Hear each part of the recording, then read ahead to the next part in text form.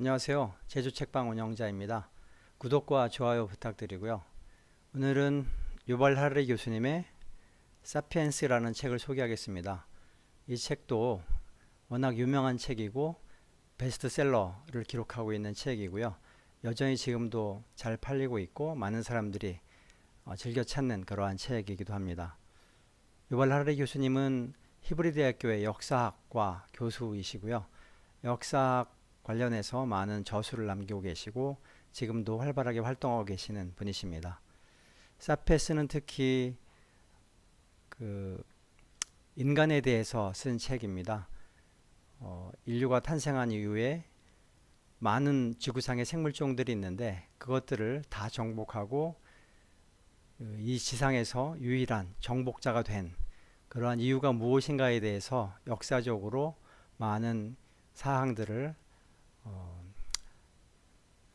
기록한 그러한 책이 되겠습니다. 이 책에서 인류가 세계를 지배하게 된 가장 중요한 요인으로 세 가지를 들고 있는데요.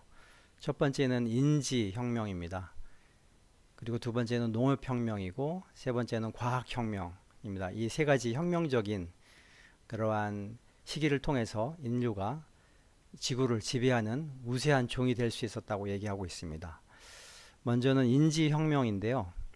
인지혁명은 우리가 언어를 사용하고 있습니다. 이 언어를 통해서 서로 협력할 수가 있게 되었는데요.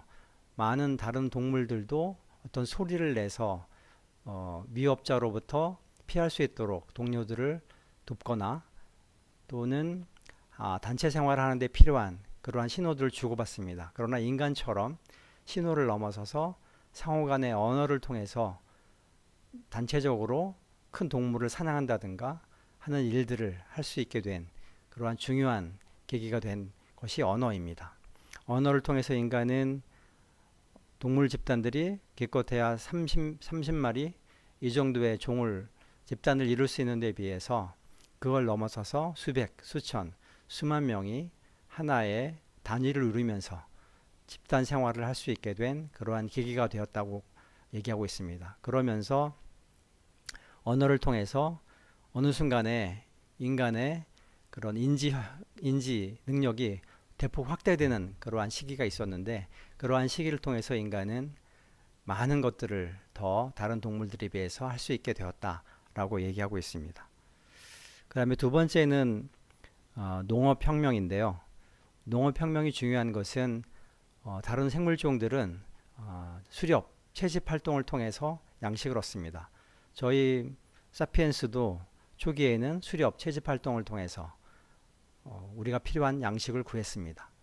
그러한 시기를 지나서 농업혁명이 일어나게 되는데요. 밀이라든가 여러 가지 재배할 수 있는 곡물들을 발견해서 그것을 땅에 심음으로써 거기서 수확을 얻을 수 있게 되었습니다. 이를 통해서 수렵 채집을 하는 활동을 벗어나서 인류가 일정한 지역에 정착해서 거기서 농사를 지음으로 인해서 살 수 있는 그러한 환경이 만들어졌습니다. 이 농업은 굉장히 많은 변화를 일으켰는데요. 일단 떠돌아다니던 인류가 한 곳에 정착해서 살 수 있는 그러한 생활 환경이 되었고요. 그 다음에 두 번째는 농업을 통해서 이전에는 얻을 수 없었던 잉여 농산물을 얻을 수 있게 됩니다.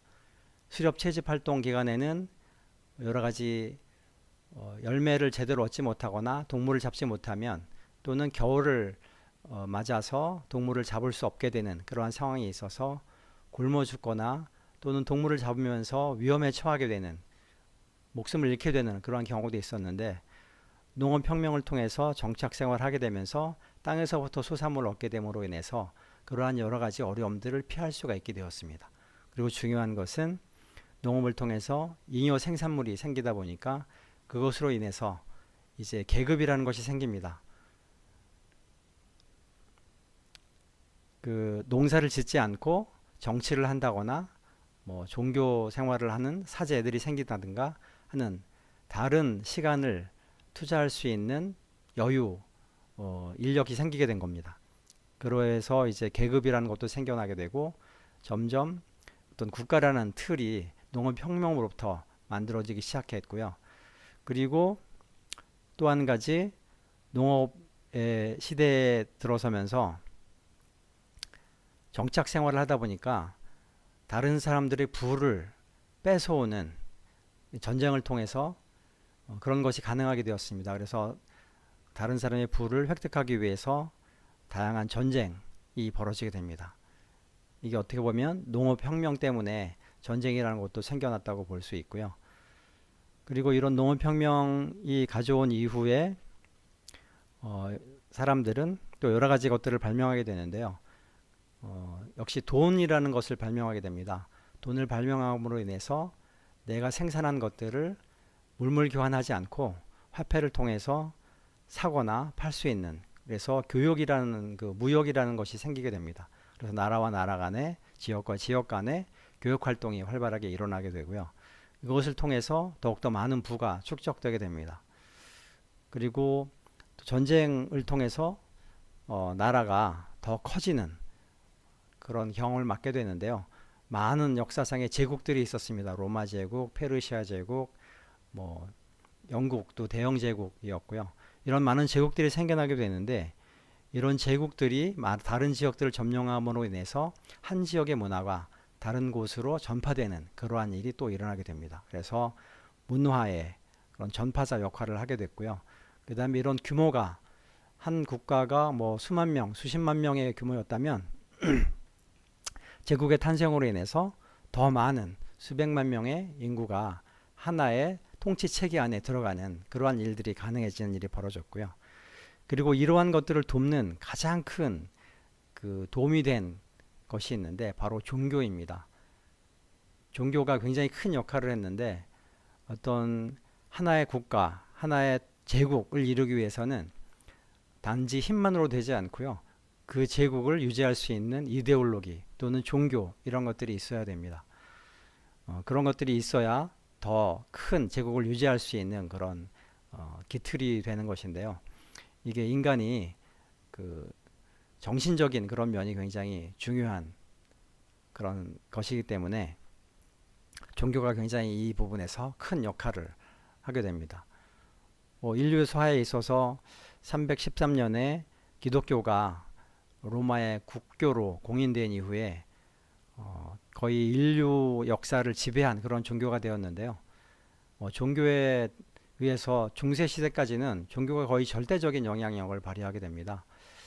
많은 것들을 판단하는 기준이 되었고, 또 전쟁을 일으키는 요인이 되기도 했습니다. 예를 들면 이슬람과의 전쟁은 십자군 전쟁이라고 교황이 명령한 그러한 것들을 많은 나라가 따라서 지키면서 벌어진 전쟁이었습니다. 바로 종교의 영향이었고요. 그리고 이러한 일들이 지나고 마지막으로 인류를 가장 크게 번영하게 한 것은 역시 과학입니다. 과학혁명이 일어남으로 인해서 인류는 이제까지 경험하지 못한 새로운 세상을 경험하게 되는데요. 과학으로 인해서 많은 나라들을 키울 수 있었고, 더욱더 많은 것들을 할 수 있게 되었습니다. 많은 기술들을 통해서 산업이 발전하게 되었고, 인류는 초기에는 배를 건조하는 그러한 기술을 통해서 성장했지만, 이후에는 비행기를 제조하고 우주를 탐사할 수 있는 로켓을 제조하는, 우주선까지 만드는 그러한 시기에 이르렀습니다. 그리고 또 이러한 과학은 인간에게도 영향을 미치고 있습니다. AI가 개발이 되어서 많은 지식들을 통합해서 우리에게 답을 알려주기도 있기도 하고요.